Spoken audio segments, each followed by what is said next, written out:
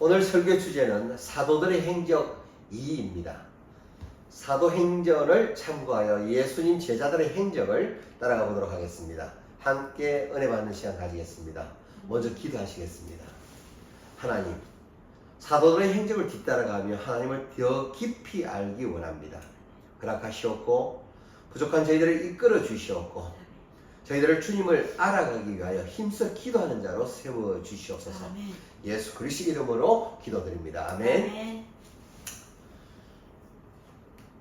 사도행전 6장 8절입니다. 스데반이 은혜와 권능이 충만하여 큰 기사와 표적을 민간에 행하니. 스데반은 목회자가 아닙니다. 선택된 7명 중의 한 명입니다. 평신도이죠. 그런데 그 평신도가 기사와 표적을 행합니다. 평신도에 의한 최초의 기적입니다. 평신도가 표적과 기사를 민간에 행하니까 이른바 자유민인들인 구레네인, 알렉산드라인, 길리기아인, 아시아에서 온 사람들이 회당에서 스데반과 더불어 논쟁을 하더라는 겁니다. 이 사람들을 리브디노 회당 사람들이라고 얘기합니다. 리브디노가 어디서 나온 말이냐면 우리가 영어에서 자유라는 용어가 리버티죠. 그 자유라는 말이 여기서 나온 겁니다. 리브디노 회당 사람들은 자유인들입니다. 자유인들이 모여있는 회당 중간사에서 가이사와 폼페이우스가 같이 삼두정치에 있었던 사람입니다. 그때 폼페이우스가 정권을 잡았을 때 유대인들을 많이 끌고 갔습니다. 그런데 시간이 흐르면서 이 유대인들이 오히려 골치가 아파진 겁니다. 그래서 그들을 다 돌려보냅니다. 그러다 보니까 그들이 유대로 모여드는 겁니다. 폼페이우스에서 잡혀갔다가 풀려난 자유민들, 그들이 모여있는 회당이 지금 리브디노 회당이라는 곳입니다. 스데반도 헬라파 유대인이며 스데반은 유대인이 아닙니다. 이방인이란 말이죠. 이방에서 살고 있던 디아스포라로서 이방인으로 살고 있던 유대인이었다는 말입니다. 그런데 그 자유민으로 있던 리브디노 회당 사람들이 스데반의 능력이 좋으니까 말싸움을 시작해 본 겁니다. 그런데 그들이 스데반의 논리에 이길 수가 없는 겁니다. 그러다 보니까 시기가 그들 마음속에 일어났습니다. 그래서 그들은 업무와 위정을 내서 스데반을 죽여버려야겠다라고 생각을 합니다. 사도행전 6장 10절에 스데반이 지혜와 성령으로 말하면 그들이 능히 당하지 못하매, 아무리 말로 해도 안 되는 겁니다. 그러니까 사도행전 6장 1절에 사람들을 매수하여 잘못된 증거를 보이게 합니다. 사도행전 6장 11절에 백성과 장로와 서기관들이 충동시켜 와서 잡아가지고 공회에 이르러 잡아가지고 사내들인 공회에 데리고 가서 거짓 정인들을 세워서 말하되, 사도행전 6장 13절에 거짓 정인들을 세우니 가로되 이 사람이 거룩한 곳과 율법을 거스려 말하기를 마지 아니하는도다. 즉, 이 사람이 율법 안 지켜도 된다라고 얘기한다는 제목을 가지고 스데반을 잡아 넣은 상태입니다. 스데반이 어떤 설교를 하느냐면은 하나님은 손으로 만든 성전에 거하지 않는다는 겁니다. 하나님은 이제는 더 이상 손으로 만든 성전에 거하는 것이 아니라 성령이 우리 안에 오심으로 말미암아 은혜의 시대가 되어서 우리 안에 오신 성령으로 말미암아 우리 자체가 성전이 되고 우리 안에 거하시기에 우리 개개인이 다 하나님을 만날 수 있는 은혜의 시대라고 얘기를 하는 겁니다. 그런데 너희들은 형체로 있는 이 성전을 너무 절대시한다는 거죠. 즉, 헤롯 성전을 우상시한다는 거죠. 보기에는 위대해 보이고 거창해 보이지만은 헤롯 성전은 그렇게 신성시하는 건 잘못됐다고 얘기를 하고 있는 겁니다. 그러다 보니까 너희가 나한테 율법을 어긴다고 말을 하는데 진정 율법을 어긴 자는 오히려 너희들이다. 왜냐하면 너희들은 참 의인이신 예수 그리스도를 죽였다. 그래 놓고 나보고 율법을 어긴다고 말을 하느냐. 오히려 너희들이 말하고 있는 그 율법이 잘못된 것이다. 그렇게 스데반이 말을 하니까 그들은 율법을 거스려 말한다. 이렇게 위정을 합니다. 사도행전 7장부터는 유명한 스데반 설교가 시작됩니다. 스데반 집사님은 설교를 아주 능하게 잘하셨던 분입니다. 사도행전 7장 53절까지 스데반의 설교 내용은 굉장히 간략합니다. 구약 처음부터 이 얘기를 하는 겁니다. 성도 여러분, 그렇게 요약을 할 수 있는 게 쉬운 일이 절대로 아닙니다. 굉장히 스탠다드한 설교를 스데반 집사님이 하고 있는 겁니다. 스데반의 설교 또한 예수님의 설교를 샘플로 삼고 있는 겁니다. 구약을 들어서 그 구약의 성취가 바로 이런 사건이다 라고 해석을 하고 있는 겁니다. 구약에서부터 예수의 사건을 이야기하고 있었는데 예수를 증언한 선지자들을 너희들의 조상들이 다 죽였다. 그런데 오늘날 그 구약 때 선지자들이 말한 그리스도가 이 땅에 진짜 오셨는데 마치 너희들이 조상처럼 의인이신 참 예수 그리스도를 예수를 너희들이 죽이고야 말았다고 지적하고 있는 겁니다. 사도행전 7장 16절까지가 아브라함에 관한 얘기입니다. 유대인들의 관심을 끌어내려면 아브라함 얘기부터 해야 됩니다. 유대인들에게 있어 가장 큰 조상은 아브라함이라고 생각하거든요.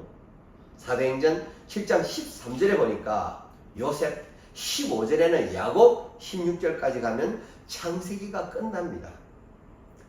그 다음은 모세 얘기가 나오는데 사도행전 7장 20절부터 모세에 관하여 여러분들이 숙지하면서 반드시 읽어보시기 바랍니다. 사도행전 7장 42절까지 가면 출애굽기, 레위기 이런 일들까지를 설명을 하고 있습니다. 사도행전 7장 44절까지 가면 민수기, 신명기, 45절에 가면 여호수아 얘기를 하고 있죠. 46절에서는 다윗이 또 등장합니다. 여기서 다윗을 등장시키는 것은 어느 목록 얘기를 하고 있는 거냐 하면 사무엘 상하 이야기를 하고 있는 겁니다. 그리고 사도행전 7장 47절에 솔로몬 얘기가 또 나옵니다. 사도행전 7장 49절부터 50절에서 말라기까지 이야기를 간추린 겁니다. 결론적으로 사도행전 7장 52절에 목이 곧고 마음과 귀에 할례를 받지 못한 사람들아 너희가 항상 성령을 거스려 너희 조상과 같이 너희도 하는도다. 이 말씀은 너희도 너희 조상과 같이 항상 성령을 거스리는구나. 의인이 오시리라 예고자들을 너희 조상들이 죽인 것처럼 지금의 너희들도 같은 악행을 저지르려 하는구나. 그런데 사도행전 7장 52절에 너희 조상들은 선지자 중에 누구를 핍박지 아니하였느냐. 의인이 오시리라 예고한 자들을 저희가 죽였고 이제 너희는 그 의인을 잡아준 자요 살인한 자가 되나니. 너희는 그 의인을 잡아준 자이며 살인한 자가 된다. 사도행전 7장 53절에 천사가 정한 율법을 바꿔도 지키지 아니하였도다 하니라. 이것이 이 스데반 설교의 요점 정리입니다. 그랬더니 이 말을 들은 유대인들이 사도행전 7장 54절에 그들이 이 말을 듣고 마음에 찔려 그를 향하여 이를 갈거늘. 마음에 찔렸다는 얘기가 뭡니까? 그 말을 깨닫고 알아들었다는 얘기죠. 찔렸다는 얘기는 그것을 마음속으로 거꾸로 시인했다는 것입니다. 마음속에 시인했으면 회개를 해야 되는 건데 오히려 그들이 이를 갈았답니다. 이게 인간의 완악함입니다. 인간은 그래요. 깨닫게끔 말하면 깨닫고 그것으로 인해서 돌이키는 것이 아니라 이를 갈고 있답니다. 사도행전 7장 55절입니다. 스데반이 성령이 충만하여 하늘을 우러러 주목하여 하나님의 영광과 및 예수께서 하나님의 우편에 서신 것을 보았습니다. 아주 중요한 말씀입니다. 인자가 하나님의 우편에 서신 것을 내가 보노라. 이 말을 죽기 직전에 스데반이 합니다. 이는 예수님이 하늘 보좌 우편에 앉아 계신다는 사실을 봤습니다. 그는 예수님이 올라가신다는 것을 알았는데 정말 보좌 우편에 앉아 계시는지는 몰랐잖아요. 그런데 정말 그분이 보좌 우편에 앉아 계신다는 사실을 스데반은 확인했습니다. 이것을 왜 성경에 기록하고 있느냐면은 그것은 바로 우리들을 위해서 기록하고 계시는 겁니다.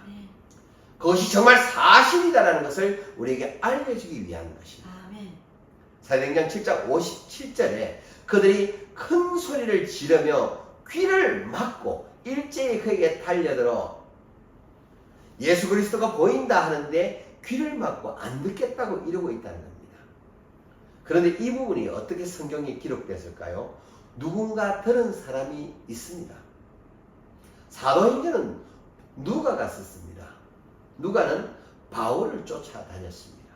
그러면 바울의 입에서 나온 말을 누가가 정리해서 썼다라고 유추해 볼 수 있습니다. 다시 말하면 이 설교를 다른 사람은 귀 막고 안 들으려고 했지만 바울은 들었다는 얘기입니다. 바울은 자기가 비록 부끄러운 과거이긴 하지만 그걸 기억해 놨다가 누가에게 가르쳐 줌으로써 이 기록을 하게끔 만들었다는 겁니다. 사도행전 7장 58절에 성 밖에 내치고 돌로 칠세 정인들이 옷을 벗어 사울이라는 청년의 발 앞에 두니라. 그러니까 다시 말하면 사울은 돌로 친 자들의 어떤 격? 주동작격이라는 겁니다. 주동작격으로서 그 앞에서 그것을 목격을 하고 있었는데 스데반이 죽은 이후에도 사울은 그에 대해서 죄책감 하나 없이 사도행전 8장 1절에 사울이 그의 죽임 당함을 어떻게 마땅히 여기더라. 그날에 예루살렘에 있던 교회에 큰 핍박이 나서 사도 외에는 다 유대와 사마리아 모든 땅으로 흩어지니라.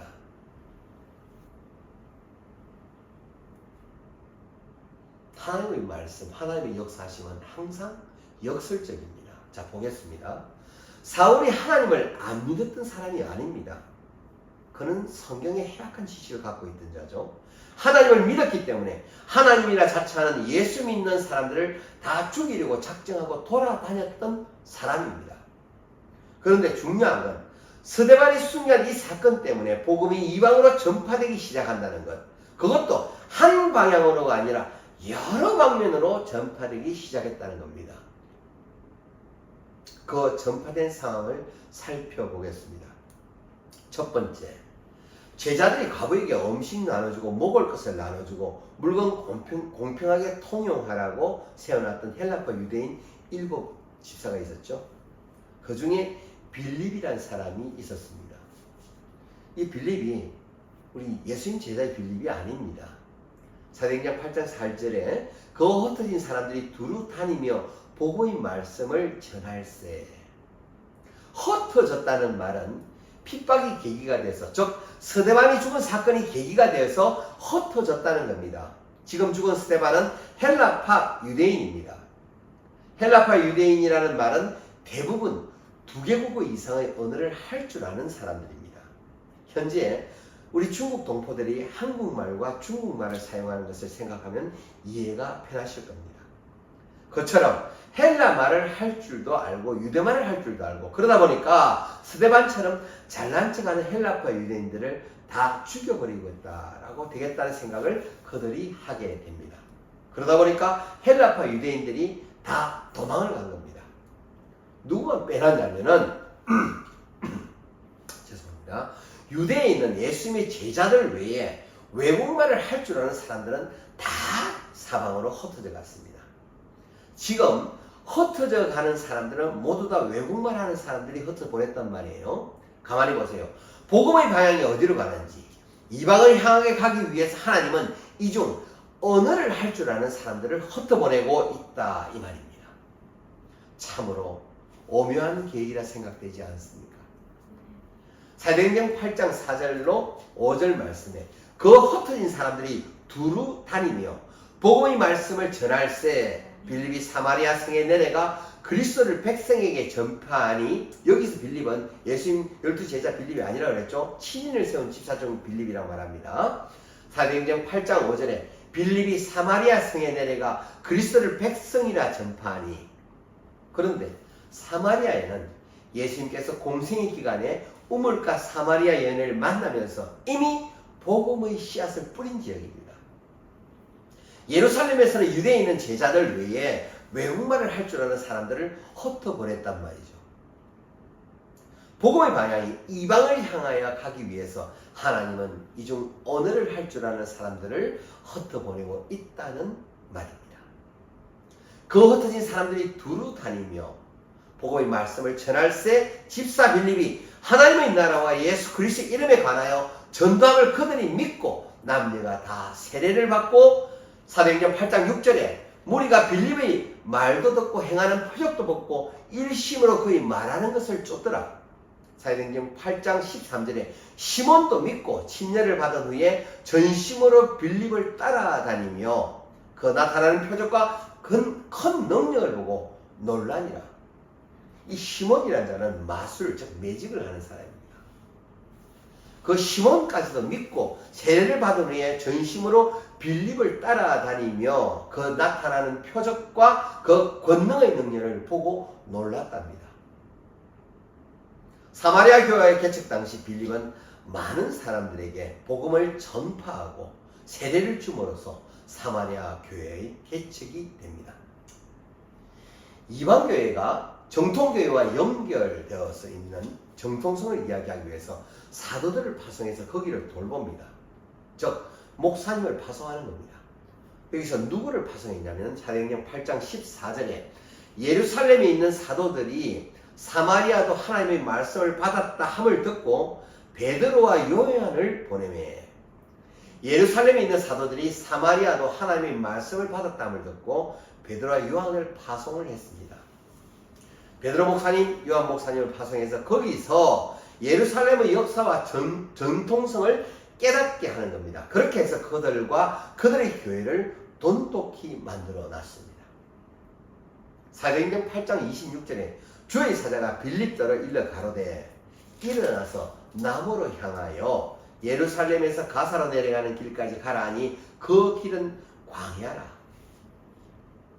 그 빌립이 사마리아 교회를 개척한 다음에 가사 가는 길로 내려가고 있는 중에 사도행전 8장 27절에 일어나 가서 보니 에디오피아 사람 곧 에디오피아 여왕 간다게의 모든 국고를 맡은 큰 권세가 있는 내시가 예배하러 예루살렘에 왔다가, 우리가 일반적으로 사극에서 나오는 그런 내시가 아닙니다.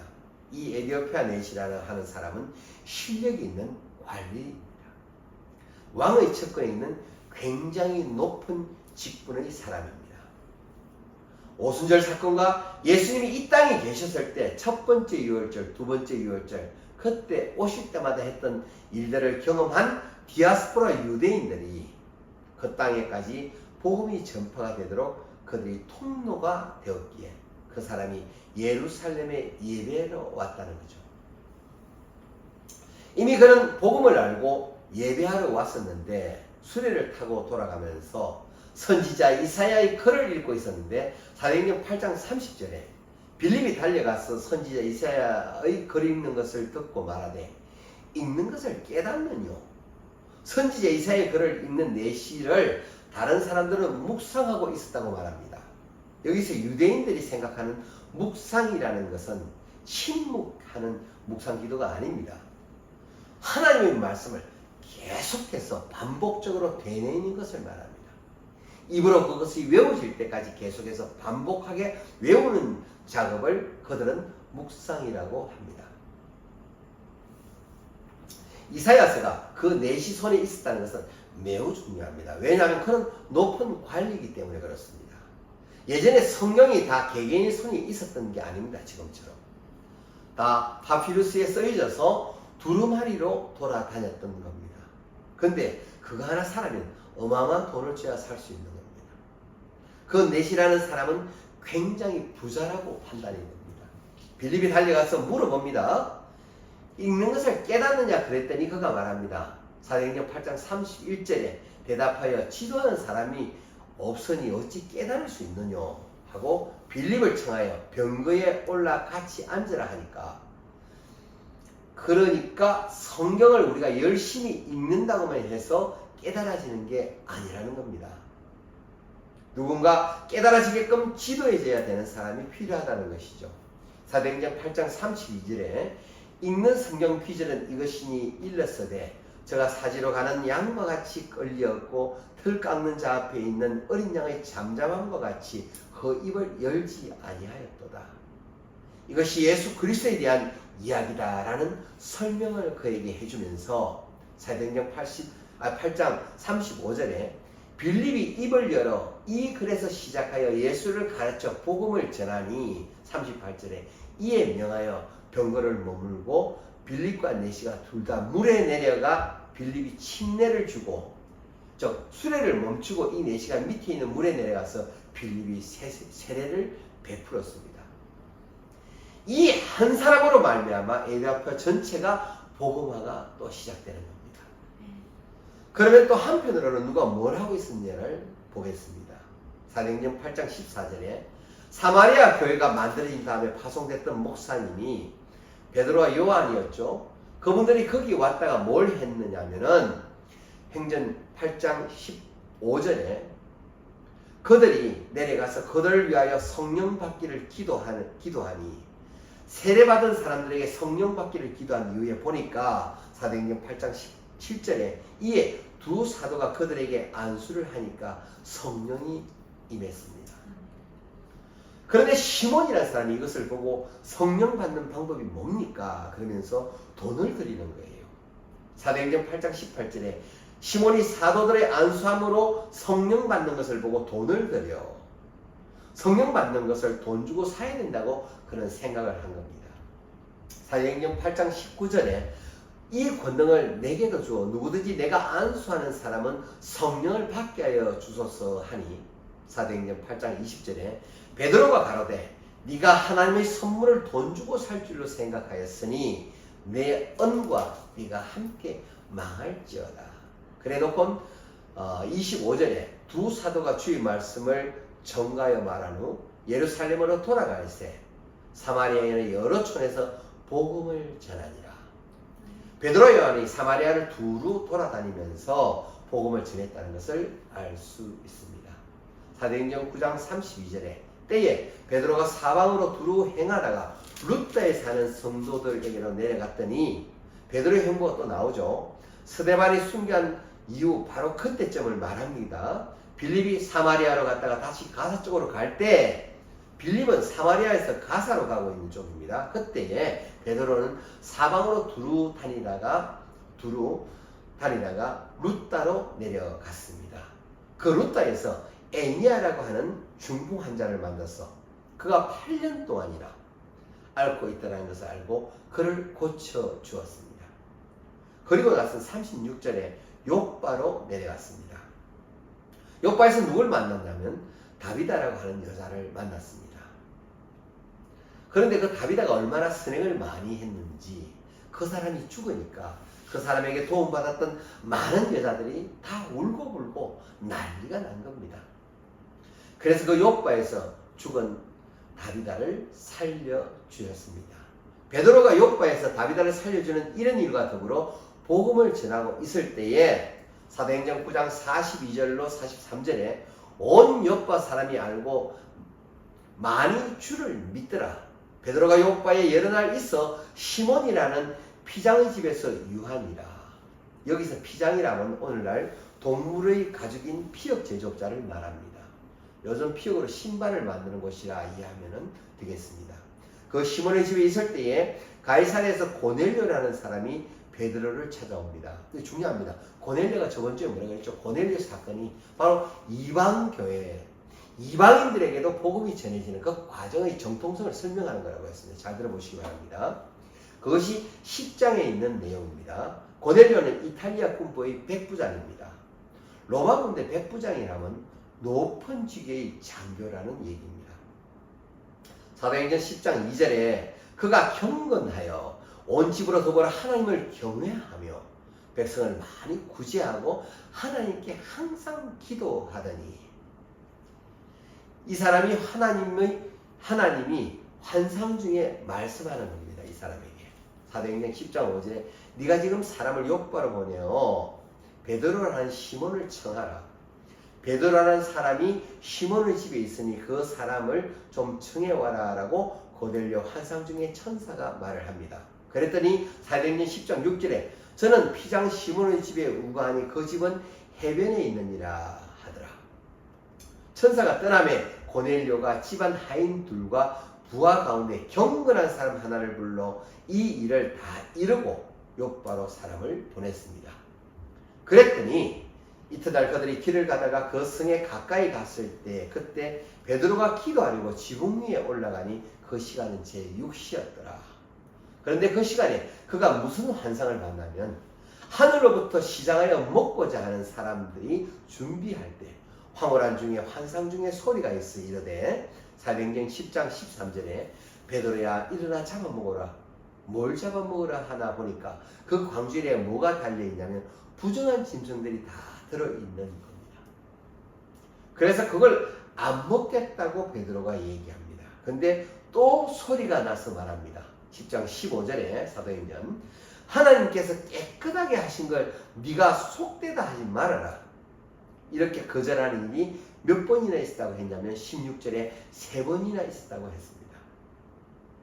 그런 다음에 사도행전 10장 17절에 베드로가 본 바 환상이 무슨 뜻인지 속으로 의심하더니 마침 고넬료에 보낸 사람들이 시몬의 집에 찾아 문 밖에 서서 베드로는 그때는 그가 본 환상이 뭔 소리인지를 몰랐습니다.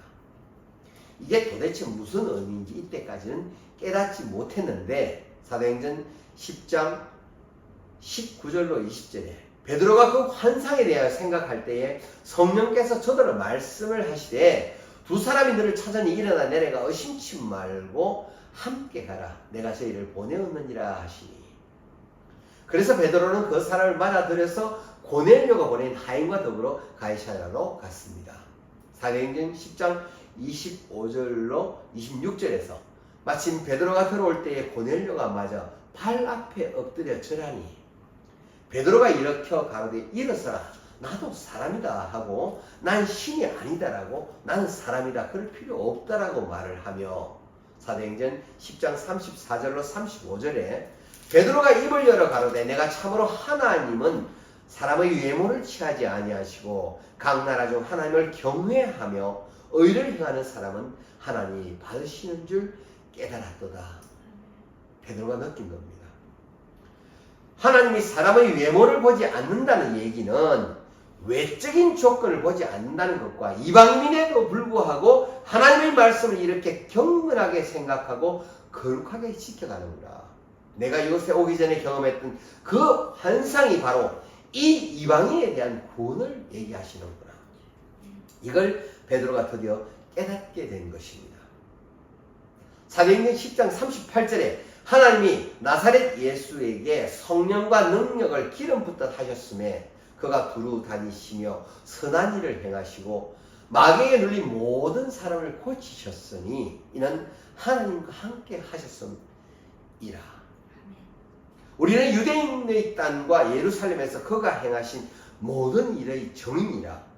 우리가 그걸 모두 다 봤다. 그러므로 내가 한 말을 네가 믿어도 된다라고 말을 하면서 사도행전 10장 42절에 살아있는 자가 죽은 자의 재판장으로 전하신 자가 곧 정하신 자가 곧 이 사람인 것을 정언하게 하셨다. 그래서 우리가 정인된 삶을 살고 있는 것이다. 이런 설명을 할 때에 사도행전 10장 44절에 베드로가 이 말할 때에 성령이 말씀 듣는 모든 사람에게 내려오셨습니다. 하나님의 말씀을 전하고 있고 이 사람들은 그냥 듣고 있는데 조곤조곤 앉아서 설명하고 듣고 있는데 그곳에 그들에게 성령이 임하셨습니다. 사도행전 10장 45절에 베드로와 함께 온 할례받은 신자들이 이방인들에게도 성령 부어주심으로 말미암아 놀랐다고 합니다. 베드로와 함께 온 사람들은 할례파들입니다. 그들 생각에는 최소한 할례는 받아 유대인이 되는 거고 유대인이 된 다음에 어떻게 복음을 전파하든지 어떤지 하는 것이다. 이렇게 그들은 생각을 하고 있는 그들에게 이방인 고넬료에게 성령이 임하시는 걸 보고 그들은 깜짝 놀란 거죠. 그러더니 사도행전 10장 47절에 베드로가 이르되 성령 받았는데 물세례 주는 게 뭐가 어렵겠느냐. 그래서 물세례를 그들에게 모두 줍니다. 베드로가 사마리아 교회에 파송됐다가 사마리아로 돌아다니면서 말씀을 선포하였고, 루따로 가서 중풍병자 애니아를 고쳤으며, 요빠로 가서 도로가 다비다를 고치고, 요빠의 피장 시몬의 집에 있을 때에 고넬료가 보낸 하인을 만나서 같이 더불어 가기 직전에 환상 중에 부족한 짐승을 먹으라 하는 그 말씀을 3번이나 듣고 나서는 그 가이사랴에 있는 고넬료를 만나서 조곤조곤 얘기를 하더니 이 이방인이 하나님을 얼마나 경건하게 섬기는지를 그가 깨달았고, 그에게 말씀할 때 성령이 임했으며 성령이 임한 그들에게 세례를 베푼 일을 벌였다 이 말이죠. 그런데 이 일이 언제 일어난 일이에요? 빌립이 사역하는 동안에 동시에 일어나는 일이다 이 말이죠. 어느 사람은 이쪽에서 어느 사람은 저쪽에서 사역을 하고 있는데 이 일이 무슨 일로 계기가 시작됐습니까? 스데반 집사의 순교 사건을 계기로 시작됐다 이 말입니다. 그 다음에 또 한 가지 우리가 봐야 될 것은 다시 사도행전 8장으로 갑니다. 8장 4절에 보면은 그 흩어진 사람들이 두루 다니며 복음의 말씀을 전했다고 했는데, 그 흩어진 사람들이 언제 어디까지 갔느냐 하면은 사도행전 11장 19절에 보면은 그때라는 말씀이 나오죠. 그때가 무슨 때인가 하면 스데반의 순교가 일어난 직후를 말합니다. 이방으로 퍼져나간 그 유대인들이 8장 몇 절이요? 죄송합니다. 사도행전 11장 19절 보세요. 그때 제일 처음에 보면은 그때라는 제일 처음 말씀 나오죠. 그때가 무슨 때인가 하면 스데반 집사님이 순교에 일어난 그 직후를 말합니다. 이방으로 퍼져나간 그 유대 교인들이 스데반의 일로 말미암아 흩어진 자들이 베니게와 구브로와 안디옥까지 이르러 유대인에게만 말씀을 전합니다. 여기서 베니게는 페니키아를 말합니다. 페니키아라는 말은 시돈과 두로에 있는 지역을 다 페니키아라고 그럽니다. 그리고 구브로섬으로 향합니다. 오늘날 여기를 사이프러스라고 합니다. 이 사이프러스 섬이 성경에는 구브로섬이라고 나옵니다. 이방에 가서는 외국인들에게 전파하는 게 아니라 회당에 들어가서 유대인들에게만 복음을 전파했습니다. 그 복음을 전파했는데 사도행전 11장 20절에 그 중에 구브로와 구레네 몇 사람이 안디옥에 이르러 헬라인에게도 말하며 주 예수를 전파하니, 보니까 구브로와 구레네 몇 사람이 안디옥에 이르러 이번에는 헬라인에게도 복음을 전파하더라는 겁니다. 여러 방면으로 지금 복음이 전파되어 가고 있음을 나타내고 있습니다. 그러나 아직까지는 수리아 안디옥 교회는 성립된 것은 아닙니다. 다만 그런 교회가 성립되기 위한 움직임이 조금씩 보여지기 시작했다는 겁니다. 스데반 집사의 순교 사건이 없었다면 모두 다 예루살렘에 그냥 똘똘 뭉쳐 있었을 텐데, 그 사건 때문에 사마리아로 더 나아가 수리아 안디옥까지 복음이 전파됐는데, 유대인에게 뿐만 아니라 헬라인에게도 복음을 전파되어졌습니다.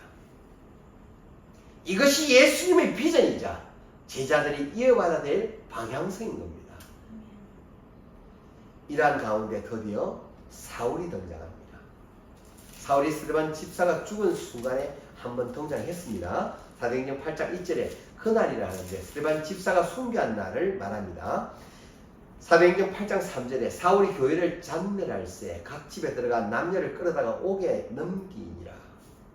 사도행전 9장 2절에 다메섹 여리 회당에 갈 공문을 그가 청하니 이는 만일 그 돌을 쫓는 사람을 만나면 물론 남냐고 결박하여 예루살렘을 잡아 오려 함이라. 사울이 살기가 등등하여서 다메섹 여러 회당에 가져갈 공문을 청하여 공문까지 가지고 가서 그리스도 예수를 믿는 사람을 잡아들이려고 했다던 사람이란 말이죠. 그가. 그러나 사울이 누구를? 예수님을 만났습니다. 사도행전 9장 3절에 사울이 길을 가다가 다메섹에 가까이 갔을 때 예수님을 만났습니다. 9장 4절에 내가 어찌하여 나를 박해하느냐? 사울이 예수님을 직접 박해한 적이 있습니까? 그런데 왜 예수님은 사울에게 자기를 박해했다고 말씀하시는 건가요? 성도 여러분, 우리 교회는 공동체입니다. 그 교회라는 공동체의 머리는 예수 그리스도입니다. 아멘. 그 예수 그리스도를 머리로 하는 이 공동체에 우리는 각각의 지체입니다. 아멘. 그러니까 예수 그리스도가 머리가 되시고 우리가 몸이 돼서 하나의 유기체진 공동체를 만들어 가는데 이것이 곧 뭐냐? 이 땅에 있는 하나님 나라입니다. 아멘. 그것을 바울과 나중에 많은 사도들이 깨닫고 이 비밀을 내가 깨달았다라고 그럽니다. 그렇다면 지금 사울이 핍박한 자는 예수 믿는 사람들, 즉 교회의 지체들이에요. 교회의 지체들을 건드린다는 것은 즉 교회의 지체들을 핍박한다는 얘기는 누구를 핍박하는 거나 동일한 거냐? 예수 그리스도 하나님 나라를 핍박하는 거나 동일하다는 뜻이 됩니다. 예수 그리스도를 핍박하는 거나 교회를 핍박하는 것은 동일한 겁니다. 그럼 반대로 예수를 섬기는 일은 어떻게 섬기는 걸까요? 교회를 섬기는 것, 교회를 섬겨나가는 것, 교회가 하는 일에 유기체적으로 함께 할 뿐만 아니라 교회 공동체 한 사람 한 사람을 섬겨나가는 것이 예수를 섬기는 겁니다. 아멘. 사도행전 9장 9절에 사흘 동안 보지도 못하고 먹지도 못하고 있었는데 하나님이 이 환상 중에 뭐라고 하시느냐면은 사도행전 9장 10절에 보니까 아나니아라는 사람에게, 여기서 말하는 아나니아는 물건 숨겨갖고 죽었던 아나니아가 아닙니다. 선지자 아나니아를 말합니다. 제자. 하나님께서 아나니아라는 사람에게 환상 중에 나와서 이르되 너 저기에 가라. 가면 눈먼 자 사울이 있을 것이다. 그 사울을 만나서 눈에 있는 비늘을 벗겨주어라. 그는 내가 세운 사람이다. 이에 아나니아가 자꾸 반항했거든요. 아니 이 사람을 왜 자꾸 살리라고 하십니까? 라고. 그 사람은 예수 믿는 사람 핍박하러 돌아다니는 사람이라서 다 피해 다니는데 굳이 그 사람을 지금 살려야 될 이유가 뭡니까?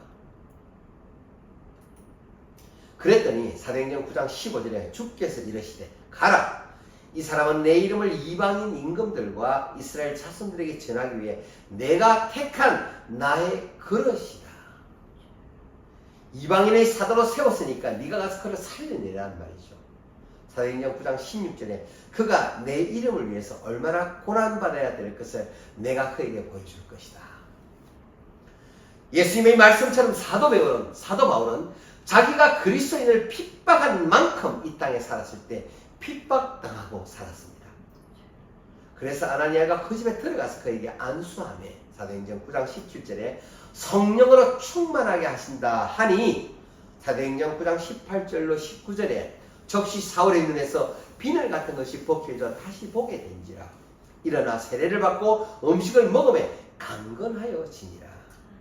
그렇게 눈에 비늘이 벗겨진 다음에 사울은 지체하지 않고 사도행전 9장 20절에 적시로 각 회당에서 예수가 하나님의 아들이심을 전파하니. 아멘.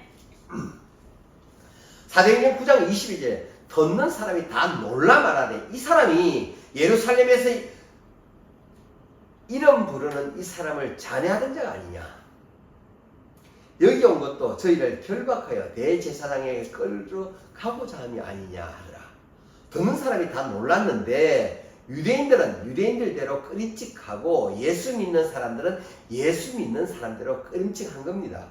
예수 믿는 사람들은 저렇게 예수 믿는 척 하다가 잡아가려고 그러는구나 라고 생각을 하고 그리스도인들은 제가 미쳤구나. 저자가 눈에 불을 켜고 우리를 잡으러 다니더니만 머리가 이제 돌아버렸네. 예수가 구주라고 지금 전하고 돌아다니니 그가 미쳤네. 그러더니 그들은 결론을 내립니다. 사도행전 9장 23절에 여러 달이 지나며 유대인들이 사울 죽이기를 공모하더니 그러니까 사울이 도망갈 수밖에 없었습니다. 그래서 어떻게 했느냐. 사도행전 9장 25절에 보니까 사울을 광주리에 담아가지고 성벽에 달아내려서 도망갔습니다. 사울이 어디로 도망갔느냐는 사도행전 9장 25절로 26절 사이에는 나와 있지는 않지만은 나중에 고린도 후서 갈라디아에서 우리가 확인하게 될 겁니다. 다음 주에 거기에 보면 이 사울이 광주리에 달아내린 다음에 아라비아로 갔습니다. 아라비아라는 지역이 광범위하기 때문에 에돔 쪽이라고 말하는 사람도 있습니다. 어쨌든 아라비아 쪽으로 내려가서 3년 동안 있다가 다시 예루살렘으로 돌아옵니다. 그런데 다시 예루살렘에 와서 예수님의 제자들을 만나서 좀 사귀려고 하니까 서로 다 꺼리는 겁니다. 안 만나겠다는 겁니다. 그래서 간신히 만난 사람이 누구냐? 바나바였습니다. 사도행전 9장 27절에 결국 그 바나바가 베드로와 야고보에게 데리고 가서 베드로와 야고보를 만나게 됩니다. 더 이상은 다른 사람을 만나 주려고 하지 않았어요. 그런데도 불구하고 다른 유대인들이 계속해서 사도 바울을 죽이려고 쫓아다니니까 제자들이 이 사울을 어디로 보내느냐 하면은 사도행전 9장 30절에 형제들이 알고 가이사랴로 데리고 내려가서 다소로 보내니라. 사울의 고향인 다소에 가서 10년 동안 묵고 있습니다. 일이 바로 뭐한 일입니까? 지금 사도행전 9장 31절에 그리하여, 잘 보십시오, 온 유다와 갈릴리아와 사마리아 교회가 평안하여 든든히 서가고 주를 경외함과 성령의 위로로 진행하여 수가 더 많아지니라. 아멘. 이 일로 만들어진 마지막 결론은 성령의 위로로 진행하여 예수 믿는 사람의 수, 즉 복음을 받아들이는 사람이 더 많아졌더라는 것이 결론입니다. 그러니까 스데반 순교 사건과 관련된 사건들을 성도 여러분들이 잘 아셔야 됩니다. 스데반 순교 사건 때문에 빌립의 활약이 있었습니다. 그가 사마리아로 가서 교회 설립을 하고 베드로와 요한을 모셔왔었어요. 그 다음에 에디오파 고관 4식의 세례를 베풀었고, 그러한 가운데 베드로는 잠깐 사마리아에 왔다가 두루 돌아다니면서 복음 전하고 나서는 룻다로 가서 애니아 고치고, 요빠로 가서 다비다 고치고, 다비다를 살리셨죠. 고친 게 아니고 다비다 살리고, 그 다음에 고넬료 환상을 보고 가이사랴로 가서 그 고넬료와 함께 거하면서 말씀을 전할 때 성령이 임하셨습니다. 열방을 향하신 하나님 예수 그리스도의 목적이 성취되기 위해서 시작하신 일들이 진행되고 있는 것을 여러분들이 알아보았습니다. 이 일들을 이들만 하는 게 아니라 우리도 해 나가야 되는 겁니다. 아멘. 그러려면 우리가 먼저 뭐가 되냐? 정인이 되어야 하는 것입니다. 아멘. 정인이 되려면 먼저 우리 안에 성령이 임하셔야 됩니다. 아멘. 저와 성도 여러분 안에 성령이 충만하게 임하시기 바랍니다. 아멘. 성령이 충만하게 임하신다는 얘기는 그분에게 우리가 100% 통치받는다는 겁니다. 아멘. 성령이 충만하여 헐로 넘친다는 얘기는 하나님에게 우리가 100% 통치받는다는 얘기입니다. 내가 죽었기 때문에, 예수 그리스도와 함께 십자가에 못 박혔기 때문에 하나님이 사랑하라고 하면 사랑을 하고, 하나님이 원수도 받아들이라고 하면 받아들이며, 말씀을 전하라고 하면 전하는, 하나님의 말씀에 통치된 성령 충만한 저와 성도 여러분이 되어야만 우리들은 정인의 삶을 살아갈 수가 있습니다. 아멘. 저는 유튜브로 여러분들과 이렇게 말씀을 전하고 있지만은, 저는 유튜브를 시청하는 많은 성도님들의 얼굴이 보이는 것 같습니다. 열심을 다하여, 있는 힘을 다하여 제 부족한 설교를 듣고, 당시에 사도들이 그 행적을 따라가며 조금이라도 우리가 그들을 배워가고 그들을 따라가겠다는 마음 다짐을 하는 여러분들의 얼굴이 보이는 것 같습니다. 성도 여러분, 함께 노력하고 함께 힘을 다하여 하나님을 깊이 알아가기를 원합니다. 아멘. 기도하겠습니다. 오늘도 예배의 자리로 저희들이 발걸음을 인도하시는 하나님께 감사드립니다. 아멘. 하나님의 비전이 우리 비전이 되게 해 주시옵소서. 아멘. 열방을 향하여 하나님 복음을 들고 나아갈 수 있는 우리가 되려면 먼저 우리 안에 성령님이 임재하셔야 됩니다. 아멘. 성령 충만함이 저희들에게 필요합니다.